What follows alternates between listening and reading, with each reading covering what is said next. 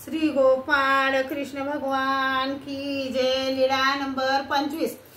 भक्तास भेट। औरंगाबाद प्रदेशातील एका गावी सर्वज्ञ भिक्षेसाठी गेले। एका घरी ब्राह्मणाने विनंती केली, जी आपण ह्या नगरात आहात तोपर्यंत माझ्या घरी वरच्या मजल्यावर मुक्काम करावा।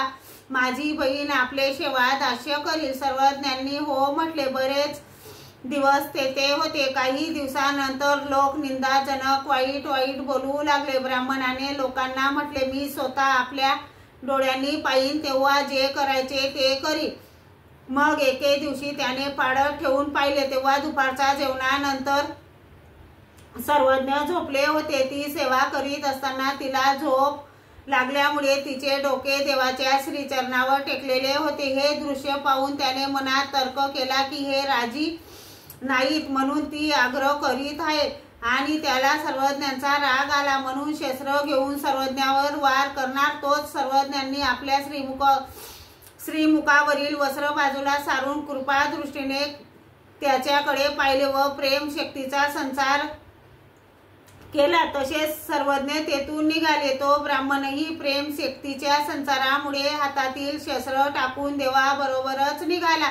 बरेच दिवस गेल्यानंतर सर्वज्ञांनी एके दिवशी त्या ब्राह्मणाला म्हटले, भट्टो, तुम्ही या गावी राहा, आम्ही पलीकडच्या गावी राहू। मग तो भक्त ब्राह्मण त्या गावी राहू लागला। देवाचा निरोप विचारण्यासाठी रोज गावाच्या शिवेपर्यंत यायचा। सर्वज्ञ ज्या गावी राहत होते त्या गावातील एक ब्राह्मण माधुकरी मागण्यासाठी या गावी रोज यायचा। त्याला ते भक्त विचारायचे, भट्टो, तुमच्या गावी एक ईश्वर पुरुष आहेत, गौर श्रीमूर्ती, लांब कान, मोठे सुंदर डोळे, लांब हात, अशा खुणा सांगून सर्वज्ञांच्या श्रेम कुशलतेचा समाचार प्रतिदिनी विचारत असताना एके दिवशी माधुकरी मागायला येणाऱ्या ब्राह्मणाने मनातल्या मनात शंका केली की पुरुषांना स्त्रियांचे जेवढे आकर्षण वाटते तेवढे ह्या पुरुषाला दुसरे एका पुरुषाचे आकर्षण का बरे। म्हणून एके दिवशी त्याने दुसरेच सांगितले, अहो, तुम्हाला माहित नाही का,